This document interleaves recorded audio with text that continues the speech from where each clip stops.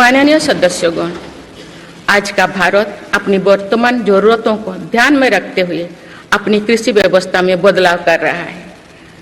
हम ज़्यादा से ज़्यादा आत्मनिर्भर हो और ज़्यादा से ज़्यादा निर्यात से किसानों की आमदनी बढ़े, इस सोच के साथ नीतियाँ बनाई गई है, निर्णय लिए गए हैं।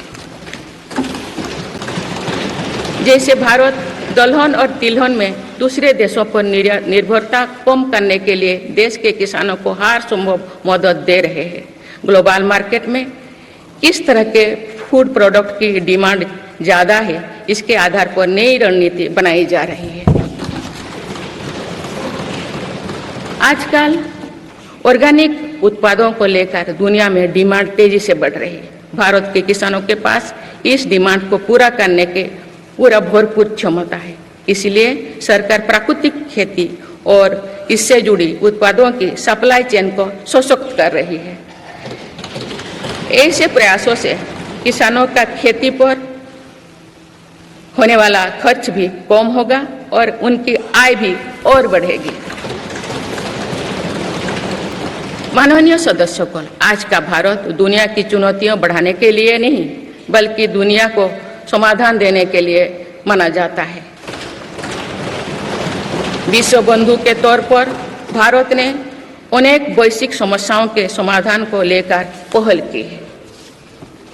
जलवायु परिवर्तन से लेकर खाद्य सुरक्षा तक, पोषण से लेकर सस्टेनेबल एग्रीकल्चर तक हम अनेक समाधान दे रहे हैं। हमारे मोटे अनाज श्री अन्न की पहुंच सुपर फूड के तौर पर दुनिया के कोने कोने में हो, इसके लिए भी अभियान चल रहा है। भारत की पहल पर पूरी दुनिया ने वर्ष 2023 में इंटरनेशनल मिलेट्स ईयर मनाया है। आपने देखा है, हाल ही में पूरी दुनिया ने अंतर्राष्ट्रीय योग दिवस भी मनाया है। भारत की इस महान परंपरा की प्रतिष्ठा विश्व में लगातार बढ़ रही है। योग और आयुष को बढ़ावा देकर भारत एक स्वस्थ विश्व के निर्माण में मदद कर रही है। मेरी सरकार ने रिन्यूएबल एनर्जी क्षमता भी कई गुना बढ़ाई है। हम जलवायु से जुड़े लक्ष्यों को निर्धारित समय से पहले प्राप्त करने की दिशा दिखा रहा है। नेट जीरो के लिए आज भारत के प्रयास कई दूसरे देशों को प्रेरित कर रहे हैं। इंटरनेशनल सोलर अलायंस जैसे पहल पर आज रिकॉर्ड संख्या में दुनिया के देश हमारे साथ जुड़े हैं। माननीय सदस्यगण, आने वाला समय ग्रीन एरा यानी हरित युग का है। मेरी सरकार इसके लिए भी हर जरूरी कदम उठा रही है। हम हरित उद्योगों पर निवेश बढ़ा रहे हैं, जिससे ग्रीन जॉब्स भी बढ़े हैं। ग्रीन एनर्जी हो या फिर ग्रीन मोबिलिटी, हर मोर्चे पर हम बड़े लक्ष्यों के साथ काम कर रहे हैं। मेरी सरकार अपने शहरों को दुनिया के बेहतरीन लिविंग स्पेस बनाने के लिए भी प्रतिबद्ध है। प्रदूषण से मुक्त, साफ सुथरे और सुविधा युक्त शहरों में रहना भारत के नागरिकों का हक है। विशेष रूप से छोटी शहरें और कस्बे में बीते 10 वर्षों से अभूतपूर्व निवेश किया गया है। भारत में आज दुनिया का तीसरे सबसे बड़ा डोमेस्टिक एविएशन मार्केट है। अप्रैल 2014 में भारत में सिर्फ 209 एयरलाइन रूट्स थे। अप्रैल 2024 में इनकी संख्या बढ़कर 605 हो गया है। हवाई यात्रा में हो रहे इस विस्तार का सीधा लाभ टियर 2, टियर 3 शहरों को हो रहा है। 10 वर्षों में देश के 21 शहरों तक मेट्रो सुविधाएं पहुंची है। वंदे मेट्रो जैसे कई योजनाएं पर काम चल रही है। भारत का पब्लिक ट्रांसपोर्ट दुनिया में बेहतरीन हो, इस लक्ष्य के साथ मेरी सरकार काम कर रही है। माननीय सदस्यगण, मेरा सरकार इन आधुनिक मापदंड पर काम कर रही है, जिससे भारत विकसित देश के सामने बराबरी से खड़े हो सके। इंफ्रास्ट्रक्चर का विकास इस दिशा में बदलते भारत की नई तस्वीर के रूप में उभारा है। मेरी सरकार ने 10 वर्षों में पीएम ग्रामीण सड़क योजना के तहत गांव में 3,80,000 किलोमीटर से ज्यादा सड़कें बनाई। आज भारत में नेशनल हाईवेज और एक्सप्रेसवेज का जाल बिछ रहा है। नेशनल हाईवेज बनाने की गति में भी 2 गुनी से अधिक की वृद्धि हुई है। अहमदाबाद मुंबई के बीच हाई स्पीड रेल इकोसिस्टम का निर्माण कार्य भी तेजी से आगे बढ़ रहे हैं। मेरी सरकार ने उत्तर, दक्षिण और पूर्वी भारत के बुलेट ट्रेन कॉरिडोर्स के लिए फिजिबिलिटी स्टडीज शुरू करने का फैसला किया है। पहली बार देश में अंतर्देशीय जलमार्गों के विकास पर इतने व्यापक रूप से काम शुरू हुआ है। इसका बड़ा लाभ नॉर्थ ईस्ट को होगा। मेरी सरकार ने नॉर्थ ईस्ट के विकास के लिए 10 वर्षों में आवंटन में 4 गुना से अधिक की वृद्धि की है। सरकार इस क्षेत्र को एक्ट ईस्ट पॉलिसी के तहत स्ट्रेटेजिक गेटवेज बनाने के लिए काम कर रही है। नॉर्थ ईस्ट में हर तरह की कनेक्टिविटी का बढ़ाया जा रहा है। शिक्षा, स्वास्थ्य, पर्यटन, रोजगार, हर क्षेत्र में विकास कार्यों को आगे बढ़ाया जा रहा है। असम में 27,000 करोड़ रुपया की लागत से सेमीकंडक्टर प्लांट बनाया जा रहा है। यानी north east made in India chips को भी सेंटर होने वाला है। मेरी सरकार नॉर्थ ईस्ट में स्थायी शांति के लिए निरंतर काम कर रही है। पिछले इस 10 वर्षों में अनेक पुराने विवादों को हल किया गया, अनेक अहम समझौते हुए हैं। नॉर्थ ईस्ट में अशांत क्षेत्रों में तेज विकास करके चरणबद्ध तरीके से अफवाह हटाने का काम भी जारी है। देश के हर क्षेत्रों में विकास के नए आयाम भारत के भविष्य का उद्घोष कर रहे हैं। माननीय सदस्य, वुमेन लेड डेवलपमेंट के लिए समर्पित मेरी सरकार ने महिला सशक्तिकरण के एक नई युग की शुरुआत की है। देश की नारी शक्ति लंबे समय तक लोकसभा और विधानसभा में अधिक भागीदारी की मांग कर रही थी। आप उनके पास नारी शक्ति बंधन अधिनियम की ताकत है। सरकार की योजनाओं की वजह से पिछले 1 दशक में महिलाओं का आर्थिक सामर्थ्य बढ़ा है। आप जानते हैं कि बीते 10 वर्षों में बने 4 करोड़ पीएम आवास में से ज्यादातर महिलाओं के नाम ही आवंटित हुई है। आप तीसरी कार्यकाल के शुरुआत में ही सरकार ने 3 करोड़ नए घर बनाने की स्वीकृति दे दी है।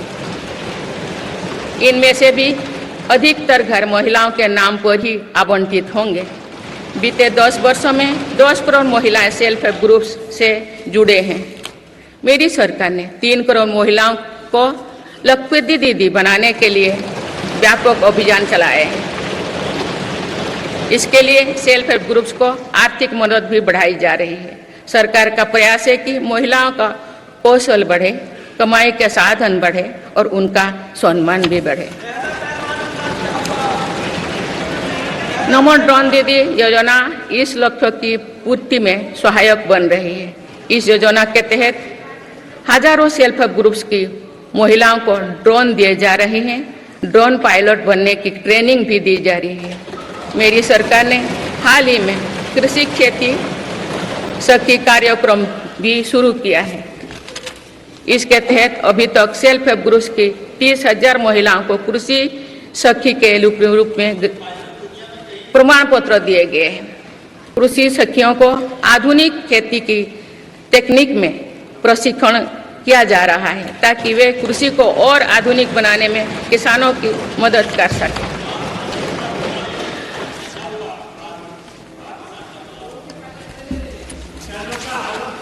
माननीय सदस्यगण, मेरी सरकार का ये भी प्रयास है कि महिलाएं अधिक से अधिक बचत कर सके। बैंक खातों में जमा राशि पर बेटियों को ज्यादा ब्याज देने वाला सुकन्या समृद्धि योजना की लोकप्रियता से हम परिचित हैं। मुफ्त राशन और सस्ते गैस सिलेंडर की योजना से महिलाओं को बहुत लाभ हो रहा है। अब मेरी सरकार बिजली का बिल जीरो करने और बिजली बेचकर कमाई करने की योजना भी लाई है। पीएम सूर्यघर मुफ्त बिजली योजना के तहत घर की छत पर सोलर पैनल लगाए जा रहे हैं। इसके लिए मेरी सरकार प्रति परिवार 78,000 रुपया तक की मदद कर रही है। इतने कम समय में 1 करोड़ से ज्यादा परिवार इन योजना में रजिस्टर कर चुके हैं। जिन घरों में सोलर पैनल लग चुके हैं, अब वहां बिजली का बिल 0 हो गया है। माननीय सदस्यगण, विकसित भारत का निर्माण तो भी संभव है जब देश के गरीब, युवा, नारी शक्ति और किसान सशक्त होंगे। इसलिए मेरी सरकार की योजनाओं में सर्वोच्च प्राथमिकता इन्हीं 4 स्तंभों को दी जा रही है। हमारी कोशिश इन तो हर सरकारी योजना का लाभ पहुंचाने की है और यही सैचुरेशन को की अप्रोच भी है। जो भारत इस इच्छा शक्ति के साथ काम कर रही है कि सरकारी योजना से एक भी व्यक्ति छूटे नहीं, तो इसका लाभ सभी को होता है। सरकार की योजनाओं एवं सैचुरेशन अप्रोच के कारण ही 10 वर्षों में 25 करोड़ भारतीय गरीबी से बाहर निकले हैं। इसमें अनुसूचित जाति, अनुसूचित जनजाति, पिछले वर्ग, हर समाज, हर क्षेत्र के परिवार है। 10 वर्षों में लास्ट माइल डिलीवरी पर फोकस ने इन वर्गों का जीवन बदल दिया है। विशेषकर आदिवासी समाज में ये बदलाव और भी स्पष्ट नजर आ रहा है। 24,000 करोड़ रुपया से अधिक की पीएम जनमन जैसी योजना आज अति पिछड़े जनजातीय समूह के उत्थान का माध्यम बन रही है। सरकार पीएम सूरज पटल के माध्यम से वंचित वर्गों तक आजीविका के अवसरों को पहुंचाने के लिए सुलभ ऋण भी उपलब्ध करा रही है। मेरी सरकार दिव्यांग भाइयों और बहनों के लिए किफायती और स्वदेशी सहायक उपकरण विकसित कर रही है। देश भर में प्रधानमंत्री दिव्याशा केंद्रों का भी विस्तार किया जा रहा है। वंचितों की सेवा का ये संकल्प ही सच्चा सामाजिक न्याय है। माननीय सदस्यगण, देश की श्रम शक्ति के सम्मान के लिए श्रमिक बंधुओं का कल्याण और सशक्तिकरण मेरी सरकार की प्राथमिकता है।